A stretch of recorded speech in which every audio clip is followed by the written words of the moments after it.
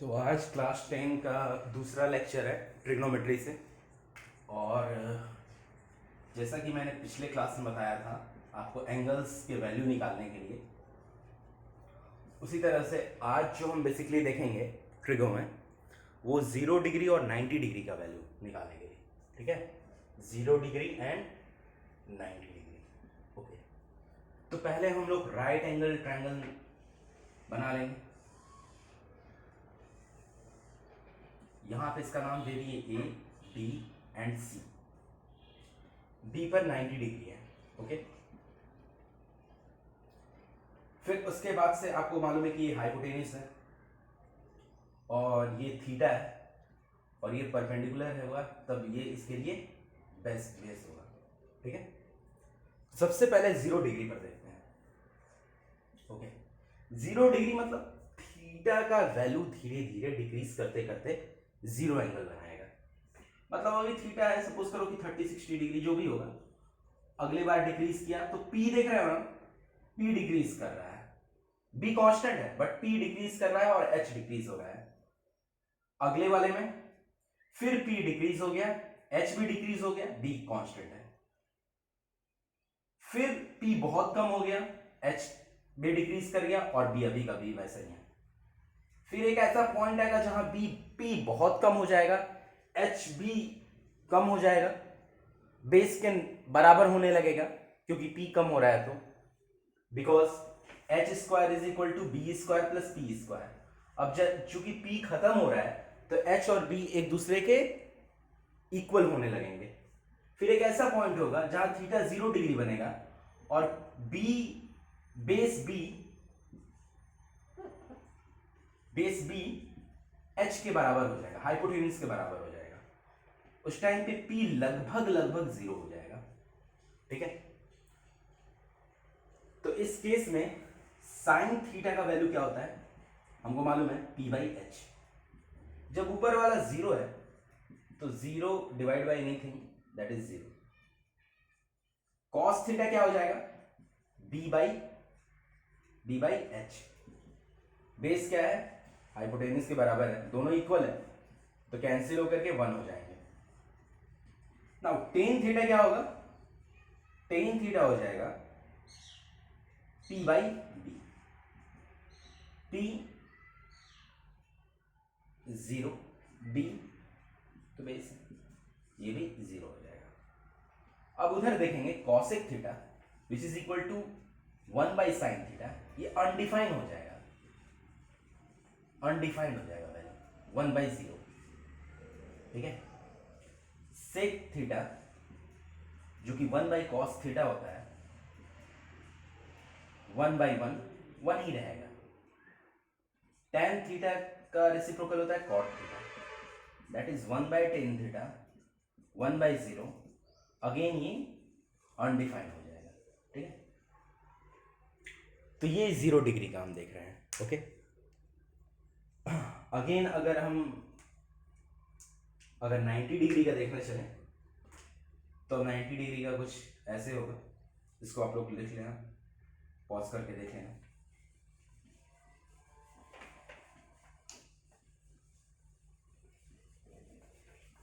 तो अब हम लोग शुरू करते हैं 90 डिग्री के लिए। ओके, बहुत सिंपल चीज है, सेम ट्रायंगल बनाना है और उसी में देखना है कि क्या होने वाला है। ठीक है, तो हम देखेंगे फिर से एक राइट एंगल ट्रायंगल बनाएंगे, ए बी एंड सी। ये हाइपोटेन्यूस है, ये परपेंडिकुलर है और ये बेस है 90 डिग्री। अब क्या होगा कि धीरे धीरे 90 डिग्री बढ़ाने के लिए, यानी यहाँ पे जो थीटा है उसको बढ़ाना शुरू करेंगे। 90 डिग्री तो आप जान रहे हैं परपेंडिकुलर होगा, ज्यादा बड़ा होगा, ठीक है, फिर और ज्यादा बड़ा होगा थीटा, फिर और ज्यादा बड़ा हो जाएगा थीटा, एंड लास्टली क्या हो जाएगा, परपेंडिकुलर बन जाएगा, दैट इज 90 डिग्री। और ऐसा तो ट्रायंगल कोई होगा ही नहीं जहां दो एंगल 90 हो, तीसरा एंगल 0 होगा, तो ऐसा तो ट्रायंगल बनेगा नहीं। लेकिन सपोज करेंगे नियरली 90 डिग्री के बारे में, ठीक है, नियरली 90 डिग्री, तो उस केस में हम देख रहे हैं कि जो परपेंडिकुलर लेंथ है वो बढ़ते जा रहा था, थीटा का वैल्यू जैसे जैसे बढ़ रहा था परपेंडिकुलर लेंथ वैसे वैसे बढ़ रहा था। हाइपोटेन्यूस भी बढ़ रहा था, बिल्कुल सही है, लेकिन हाइपोटेन्यूस पूरी तरह से परपेंडिकुलर पे डिपेंड था, क्योंकि बेस तो कांस्टेंट था, बेस तो ना बढ़ रहा था ना घट रहा था। तो जैसे जैसे थीटा का वैल्यू बढ़ते गया, परपेंडिकुलर हाइट बढ़ते गया, देन हाइपोटेन्यूस भी उसी अकॉर्डिंग बढ़ते गया। एक ऐसा टाइम आया जब थीटा 90 डिग्री हुआ तो P और H इक्वल हो गए, मतलब पैरेलल हो गए। वही 90 डिग्री, अब देख ही रहे हो, दो 90 डिग्री के आसपास बनता है लाइन तो पैरेलल हो जाता है, ठीक है, ये 90 ये भी 90, ठीक। और बेस इनके कंपैरिजन में हम क्या करेंगे, नेग्लेक्ट कर देंगे, ठीक है, बेस सॉरी बी, फिर लगभग वही 0 के आसपास हो जाएगा इनके कंपैरिजन में। और अब जो साइन थीटा निकालेंगे that is P by H, वो क्या होगा, इक्वल है तो 1 हो जाएगा। cos 90 डिग्री, ठीक है, क्या होता है B by H, that is 0 by H, तो वो नियरली क्या हो जाएगा, फिर से सॉरी 0 हो जाएगा। tan 90 degree that is P by B, P क्या है, कुछ वैल्यू होगा, बहुत ज्यादा वैल्यू होगा, ठीक है, P रखो, B कितना हो गया 0, P क्या हो गया, फिर अनडिफाइंड हो गया। अब इसका अपोजिट आप देख लो, कॉसेक थीटा, सेक थीटा और कॉट थीटा, ठीक है, रेसिप्रोकल करना है ना, जो कि कॉसेक थीटा का वैल्यू हो जाएगा, रेसिप्रोकल करेंगे तो 1 का 1 ही रहेगा, सेक थीटा यहाँ पर अनडिफाइंड हो जाएगा क्योंकि anything divide by 0, cot theta यहाँ पर 0 हो जाएगा, ये रेसिप्रोकल करेंगे तो 0 ऊपर चला जाएगा, ठीक है ना, तो ये 0 हो गया, ठीक है।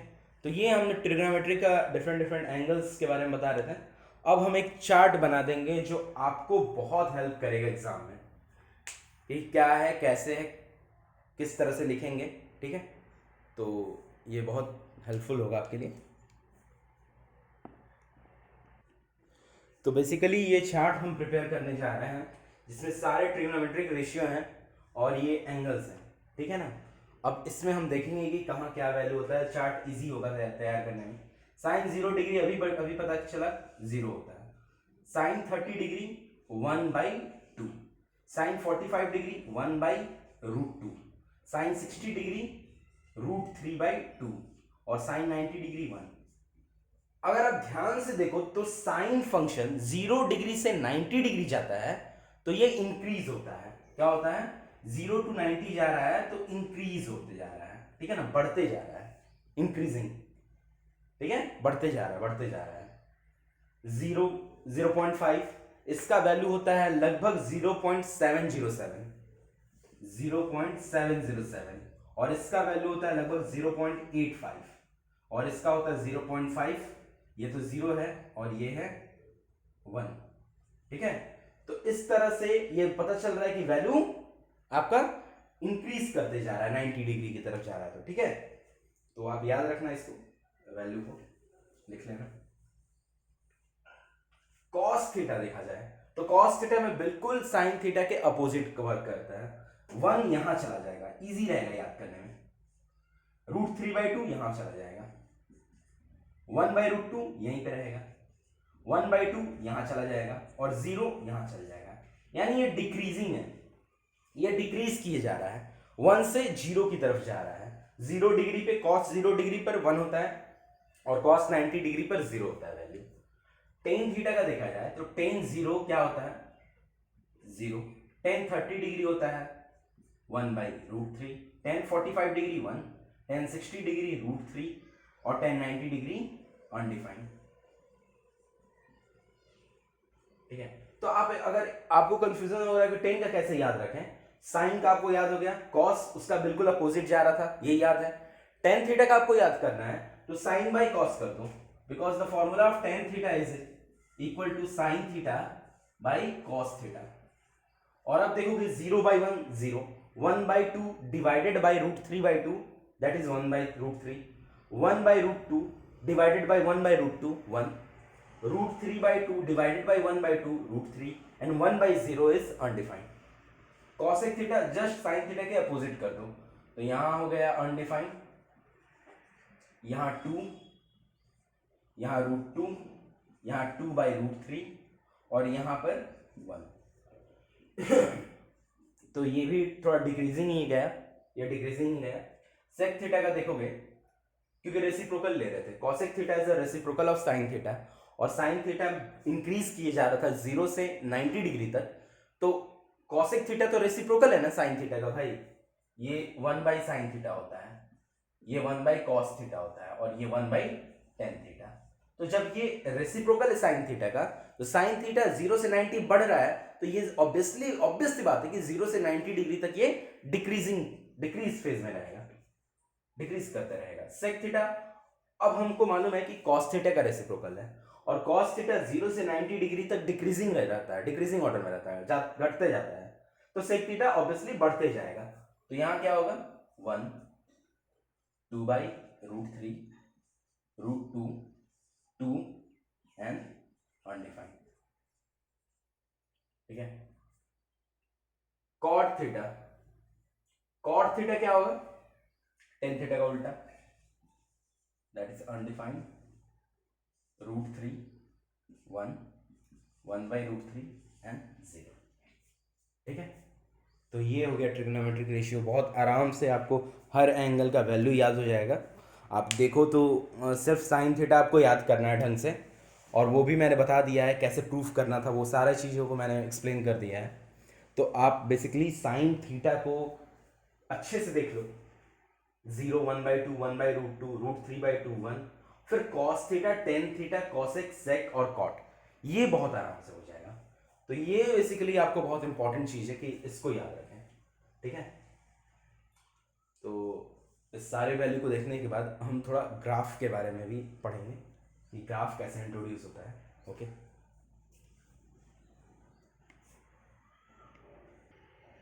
अब ये 2 क्वेश्चन है, 2 क्वेश्चन को हम बता रहे हैं, ये मैंने खुद से क्वेश्चन दिया है, तो इसके बाद मैं एक्सरसाइज आपसे एक्सपेक्ट करूंगा कि बन जाए। तो इन दोनों क्वेश्चन को देखते हैं कैसे सॉल्व करना है। तो आप पहला क्वेश्चन देखोगे, तो यहाँ सिंपल सी बात है कि ट्रिग्नोमेट्रिक रेशियो के एंगल्स दिए हुए हैं, sine 30 degree, cos 60 degree, tan 30 degree, cosec 45 degree. तो बहुत इजी चीज़ है कि आपको इनका वैल्यू याद रहे, आप पुट करो, आपको सॉल्यूशन मिल जाएगा। तो फाइंड द वैल्यू है यहाँ पे question, find the value of the following equation, trigonometric equation.